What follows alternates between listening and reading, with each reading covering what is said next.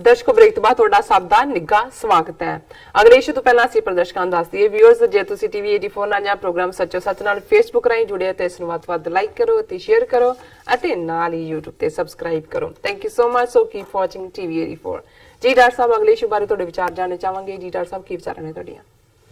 ਦੇਖੋ, ਇੱਕ ਪਾਸੇ ਨੇਕ ਨੀਅਤੀ ਹੈ ਜੀ, ਔਰ ਨੇਕ ਨੀਅਤੀ ਜਿਹੜੀ ਹੈ ਬਹੁਤ ਵਾਰ ਜਦੋਂ ਕਿਹਾ ਜਾਂਦਾ ਹੈ ਕਿ ਤੁਹਾਡੇ ਐਕਸ਼ਨਸ ਚੋਂ ਬੋਲਦੀ ਹੈ, ਸਿਰਫ ਜ਼ਬਾਨ ਨਾਲ ਨਹੀਂ। ਤੇ ਦੂਸਰੇ ਪਾਸੇ ਮੁਕੰਮਲ ਬਦਨੀਅਤੀ ਹੈ। ਬਿਲਕੁਲ, ਅਸੀਂ ਪਹਿਲੇ ਸੈਗਮੈਂਟ 'ਚ ਜ਼ਿਕਰ ਕੀਤਾ ਹੈ ਵੀ ਕਿਵੇਂ ਇੰਡੀਅਨ ਗਵਰਨਮੈਂਟ ਔਰ ਉਹਨਾਂ ਦੀ ਐਮਬੈਸੀ, ਇੱਥੇ ਡਿਪਲੋਮੈਟ, ਉਹਨਾਂ ਦੇ ਪੇਡ ਲੌਬੀਇਸਟ ਢਿੱਲ ਲਾ ਰਹੇ ਨੇ ਕਿ ਇਮਰਾਨ ਖਾਨ ਹੋਰਾਂ ਦੀ ਜਿਹੜੀ ਪ੍ਰਪੋਜ਼ਡ ਵਿਜ਼ਿਟ ਹੈ ਅਮਰੀਕਾ ਦੀ,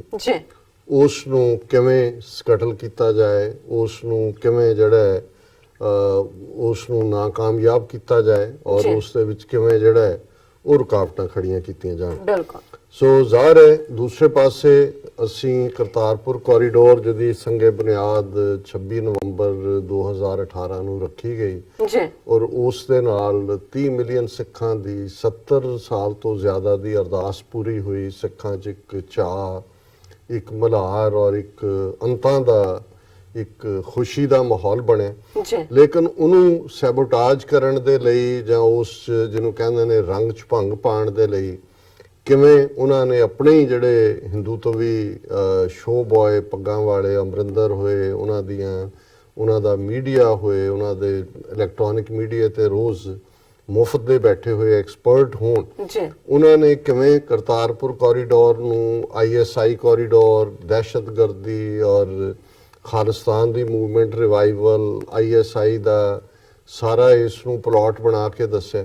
ਪਰ ਉਹਦੇ ਨਾਲ ਦੀ ਨਾਲ ਜਿਉਂ ਹੀ ਇਹ ਗੱਲ ਦੀ ਸ਼ੁਰੂਆਤ ਹੋਈ, ਜਿਹੜੀ ਮੰਗ ਕਸ਼ਮੀਰੀ ਪੰਡਤਾਂ ਵੱਲੋਂ ਵੀ ਔਰ ਇਹਨਾਂ ਦੇ RSS ਆਈਡੀਓਲੌਗ ਔਰ ਕੁਝ ਜਿਹੜੇ ਇਹਨਾਂ ਦੇ ਕਾਲਮਨਿਸਟ ਨੇ, ਉਹਨਾਂ ਦੇ ਰਾਹੀਂ ਜਿਹੜੀ ਹੈ ਇੱਕਦਮ ਇਹਨਾਂ ਨੇ ਉਭਾਰਨੀ ਸ਼ੁਰੂ ਕੀਤੀ। ਬਿਲਕੁਲ ਕਿ ਜੀ ਇਹ ਜੇ ISI ਜਾਂ ਪਾਕਿਸਤਾਨ ਜਿਹੜਾ ਹੈ ਉਹਨਾਂ ਦਾ ਏਜੰਡਾ ਕੋਈ ਡਿਫਰੈਂਟ ਨਹੀਂ ਹੈ, ਤੇ ਫਿਰ ਸ਼ਾਰਦਾ ਪੀਠ ਜਿਹੜਾ ਮੰਦਰ ਸਾਡਾ 2500 ਸਾਲ ਪੁਰਾਣਾ ਆਜ਼ਾਦ ਕਸ਼ਮੀਰ ਦੇ ਵਿੱਚ ਹੈ ਔਰ ਉਸ ਦਾ ਵੀ ਜਿਹੜਾ ਹੈ ਔਰ ਬਾਰਡਰ ਦੇ ਨਾਲ ਹੈ, ਉਹਦਾ ਵੀ ਜਿਹੜਾ ਲਾਂਘਾ ਖੋਲਿਆ ਜਾਏ, ਜਿਹੜਾ ਕਰਤਾਰਪੁਰ ਕੋਰੀਡੋਰ ਦੀ ਤਰ੍ਹਾਂ ਇਹ ਵੀ ਖੋਲਿਆ ਜਾਏ। ਔਰ ਮੈਂ ਸਮਝਦਾ ਹਾਂ ਵੀ ਕਈ ਵਾਰ ਇਹ ਜਿਹੜੇ ਪ੍ਰਭਾਵ ਕਬੂਲਣ ਵਾਲੇ ਲੋਕ ਹੁੰਦੇ ਨੇ, ਮਹਿਬੂਬਾ ਮੁਫਤੀ ਜਿਹੜੀ ਚੀਫ ਮਿਨਿਸਟਰ ਸੀ ਜੰਮੂ ਕਸ਼ਮੀਰ ਦੀ, ਉਹਨੇ ਵੀ ਆਵਾਜ਼ ਦੇ ਵਿੱਚ ਆਵਾਜ਼ ਰਲਾ ਦਿੱਤੀ। ਉਹਨੇ ਕਿਹਾ ਜੀ ਬਹੁਤ ਚੰਗੀ ਗੱਲ ਹੈ ਕਰਤਾਰਪੁਰ ਕੋਰੀਡੋਰ ਖੁੱਲਿਆ, ਪਰ ਇਹ ਜਿਹੜਾ ਸ਼ਾਰਦਾ ਪੀਠ ਵਾਲਾ ਜਿਹੜਾ ਪਾਰਟ ਹੈ ਇਹ ਵੀ ਖੁੱਲਣਾ ਚਾਹੀਦਾ ਹੈ ਤਾਂ ਕਿ ਸਾਡਾ ਜਿਹੜਾ ਪਾਰਟ ਹੈ ਉਹ ਇਹ ਹਿੰਦੂਆਂ ਦੀਆਂ ਜਿਹੜੀਆਂ ਧਾਰਮਿਕ ਭਾਵਨਾਵਾਂ ਨੇ ਉਹਨਾਂ ਦੀ ਪੂਰਤੀ ਹੋਏ। ਔਰ ਇੱਕ ਪੂਰੀ ਇਸ ਕਿਸਮ ਦੀ ਹਾਲਾਂ ਉਹਦਾ ਕੋਈ ਕਰਤਾਰਪੁਰ ਨਾਲ ਲਾਗਾ ਦੇਗਾ ਨਹੀਂ, ਜਿਹੜੀ ਅਹਿਮੀਅਤ ਕਰਤਾਰਪੁਰ ਦੀ ਹੈ ਸਿੱਖਾਂ ਦੇ ਲਈ, ਜਾਂ ਸ਼ਾਰਦਾ ਪੀਠ ਕਿਹੜਾ 47 ਤੋਂ ਪਹਿਲਾਂ ਇਹਨਾਂ ਦੇ ਜਿਹੜਾ ਉਹ ਰਿਲੀਜੀਅਸ ਮੈਪ ਤੇ ਸੀ। ਇਹ ਤਾਂ ਜਿੱਥੋਂ ਕੋਈ ਪੱਥਰ ਨਿਕਲਦਾ ਉਹਦੇ ਉੱਤੇ ਸੰਧੂਰ ਸੁੱਟ ਕੇ ਉਹਨੂੰ ਮੰਦਿਰ ਬਣਾ ਲੈਂਦੇ ਨੇ ਔਰ ਉਸ ਸਾਰੇ ਦੇ ਥੱਲੇ ਕੋਈ, ਪਰ ਜਦੋਂ ਤੁਸੀਂ ਫੇਕ ਇਤਿਹਾਸ ਹੀ ਬਣਾਉਣਾ, ਕਈਆਂ ਨੇ ਤਾਂ ਇਸ ਨੂੰ 237 BC ਬਣਾਇਆ ਗਿਆ ਜੀ, ਇਹ ਅਸ਼ੋਕ ਦੇ ਜ਼ਮਾਨੇ 'ਚ ਹੈ। ਹੁਣ ਮੈਂ ਇੱਕ ਤੇ ਰਿਸਰਚ ਕਰਦਿਆਂ ਦੇਖ ਰਿਹਾ ਸੀ, ਉਹਨੂੰ ਕਹਿ ਰਹੇ ਨੇ ਜੀ 5000 ਸਾਲ ਪੁਰਾਣਾ। ਔਰ ਫਿਰ ਨਾਲ ਉਹਨਾਂ ਕਹਿ ਦਿੱਤਾ ਜੀ ਕਸ਼ਮੀਰੀ ਪੰਡਤਾਂ ਦੇ ਜਿਹੜੇ 3 ਬੜੇ ਅਹਿਮ ਮੁਕਾਮ ਨੇ ਔਰ ਸਾਰੇ ਹਿੰਦੂ ਜਗਤ ਦੇ, ਜਿਨ੍ਹਾਂ 'ਚ ਮਾਰਤੁੰਡੇ ਸਨ ਟੈਂਪਲ, ਸੂਰਜ ਦਾ ਮੰਦਿਰ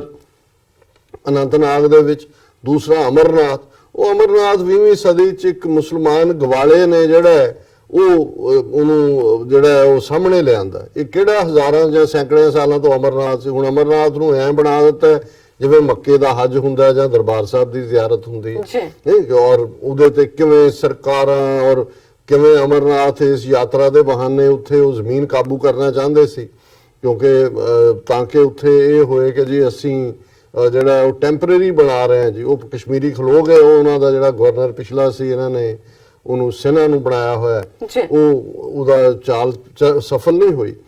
ਹੁਣ ਇੱਕ ਪਾਸੇ ਤਾਂ ਇਹ ਪਹਿਲਾਂ ਫੇਕ ਹਿਸਟਰੀ ਦੇ ਨਾਂ ਥੱਲੇ ਪਹਿਲਾਂ ਤਾਂ ਮਾਈਥੋਲੋਜੀ ਜਿਹੜੀ ਗੱਪ ਜਾਂ ਗੌਸਿਪ ਜਾਂ ਇਮੈਜੀਨੇਸ਼ਨ ਉਹ ਹੁੰਦੀ ਹੈ, ਉਹਨੂੰ ਫਿਰ ਹਿਸਟਰੀ 'ਚ ਕਨਵਰਟ ਕਰਦੇ ਨੇ। ਉਸ ਲਈ ਫਿਰ ਇਹ ਜਿਹੜਾ ਕੰਪੈਰੀਜ਼ਨ ਸ਼ੁਰੂ ਕਰ ਦਿੰਦੇ ਨੇ, ਜੇ ਇੱਧਰ ਹੋ ਜਾਏ ਉੱਧਰ ਹੋ ਜਾਏ। ਜੀ ਸੋ ਸ਼ਾਰਦਾ ਪੀਠ ਇਹਨਾਂ ਨੇ ਇਸ ਲਈ ਜਿਹੜਾ ਉਹਨੂੰ ਬਰਾਬਰ ਤੇ ਲਿਆ ਕੇ ਨਾਰਾ ਖੜਾ ਕਰ ਦਿੱਤਾ ਹੈ। ਇੱਕ ਤਾਂ ਇਹ ਦੱਸਿਆ ਜਾਏ ਕਿ ਜੀ ਇਹ ਜਿਹੜਾ ਇਮਰਾਨ ਖਾਨ ਹੈ ਜੇ ਕਰਤਾਰਪੁਰ ਔਰ ਦੂਸਰੇ ਲਈ ਪਾਕਿਸਤਾਨ ਐਕਸਟਰਾ ਜ਼ੈਲਸ ਹੈ, ਤੇ ਜੇ ਉਹ ਕਹਿੰਦੇ ਨੇ ਜੀ ਅਸੀਂ ਤਾਂ ਮਾਈਨੋਰਿਟੀਜ਼ ਦੀ ਜਿਹੜੇ ਸਾਡੇ ਮੁਲਕ 'ਚ ਵੀ ਨੇ ਔਰ ਬਾਹਰ ਨੇ ਉਹਨਾਂ ਦੇ ਹੱਕਾਂ ਦੇ ਰਾਖੇ, ਜੀ। ਤੇ ਇਹ ਤੁਸੀਂ ਕੈਸਾ ਸੁੱਟ ਦਿਓ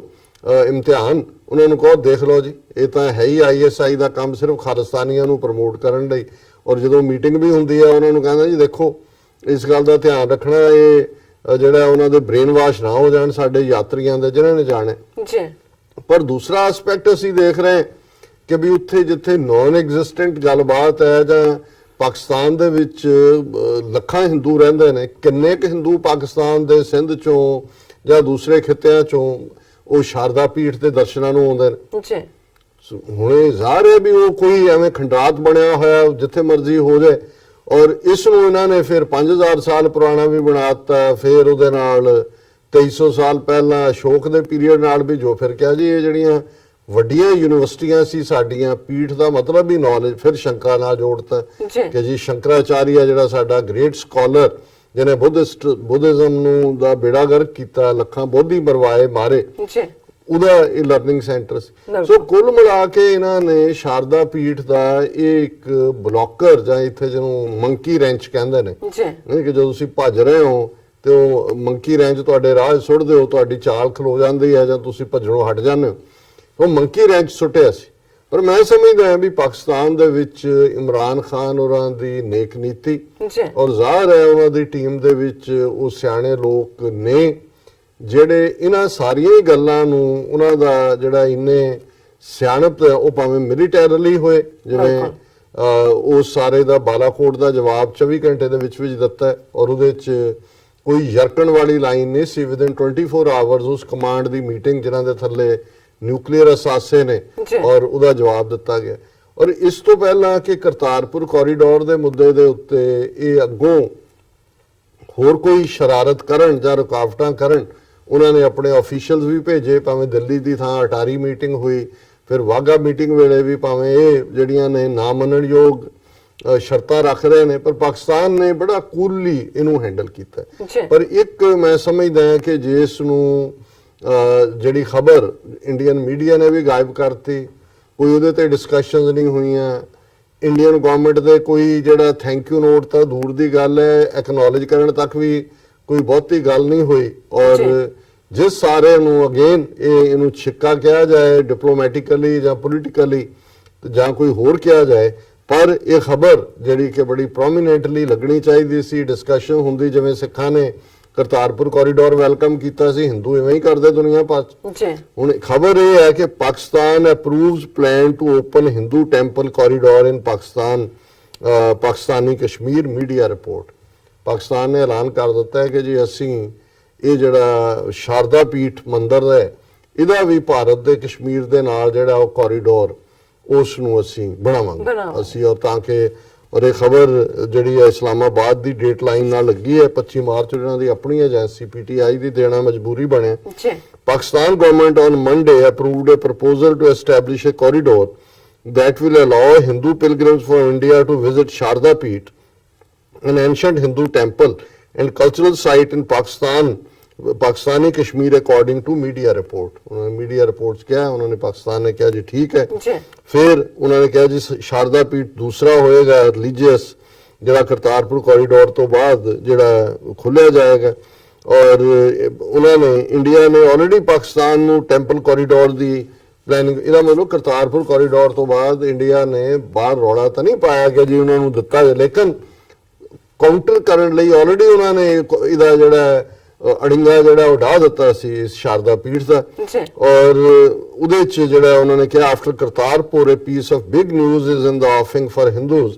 Some of the government officials will visit the area and will later submit a report to the Prime Minister. So Pakistan ਨੇ ਆਲਰੇਡੀ ਟਾਸਕ ਫੋਰਸ ਬਣਾ ਕੇ ਉਹਨਾਂ ਨੇ ਕਿਹਾ ਜੀ ਆਫੀਸ਼ੀਅਲ ਵਿਜ਼ਿਟ ਕਰਨਗੇ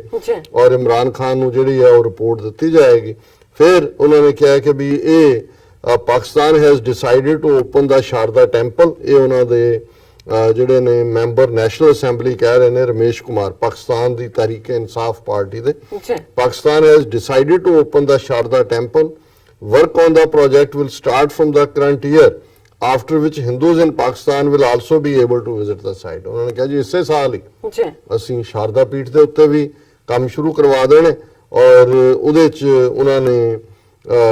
ਇਮਰਾਨ ਖਾਨ ਰਮੇਸ਼ ਕੁਮਾਰ ਕਹਿ ਰਿਹਾ I am going to visit the place in a couple of days. I'll also send a report to Prime Minister Imran Khan. He added. उन्होंने कहा जी वो जाएंगे और मैं पहला मैं जावांगा और मैं रिपोर्ट सबमिट करांगा सो मैं समझदा ਹਾਂ ਵੀ ਇਹ ਜਿਹੜੀ ਹੈ ਜਿੱਥੇ ਨੇਕ ਨੀਤੀ ਦੇ ਨਾਲ ਜੈਸਚਰ ਹੈ ਉੱਥੇ ਇੱਕ ਅਗੇਨ ਡਿਪਲੋਮੈਟਿਕ ਜਿਹਨੂੰ ਕਹਿੰਦੇ ਨੇ ਕਿ ਵੀ ਅਪਮੈਨਸ਼ਿਪ ਵੀ ਹੈ ਜੀ ਕਿ ਵੀ ਜਿਹੜਾ ਕੰਮ ਤੁਸੀਂ ਰੋਕਣਾ ਚਾਹੁੰਦੇ ਹੋ ਜੇ ਤੁਹਾਨੂੰ ਇਹ ਲੱਗਦਾ ਹੈ ਸ਼ਾਰਦਾ ਪੀਠ ਆ ਜਾਓ ਪਾਕਿਸਤਾਨ ਨੇ ਕਿਹਾ ਕਿ ਜੀ ਠੀਕ ਹੈ ਅਸੀਂ ਕਰਤਾਰਪੁਰ ਤੋਂ ਬਣਾ ਹੀ ਰਹੇ ਜੀ ਸਾਡੇ ਲਈ ਪਰ ਮੈਂ ਸਮਝਦਾ ਹਾਂ ਵੀ ਇਹ ਹੈ ਜੇ ਇਹਨੂੰ ਜਿਹੜੇ ਸਮਾਰਟ ਮੂਵ ਤਾਂ ਹੈ ਹੀ ਹੈ ਪਰ ਇਹਦੇ ਚੋਂ ਇਹ ਵੀ ਜ਼ਾਹਰ ਹੁੰਦਾ ਹੈ ਕਿ ਇਮਰਾਨ ਖਾਨ ਕਿਸੇ ਹੱਦ ਤੱਕ ਜਾ ਕੇ ਵੀ ਜਿਹੜਾ ਉਹ ਚਾਹੁੰਦੇ ਨੇ ਕਿ ਭਾਈ ਮਸਲੇ ਗੱਲਬਾਤ ਨਾਲ ਹੱਲ ਹੋਣ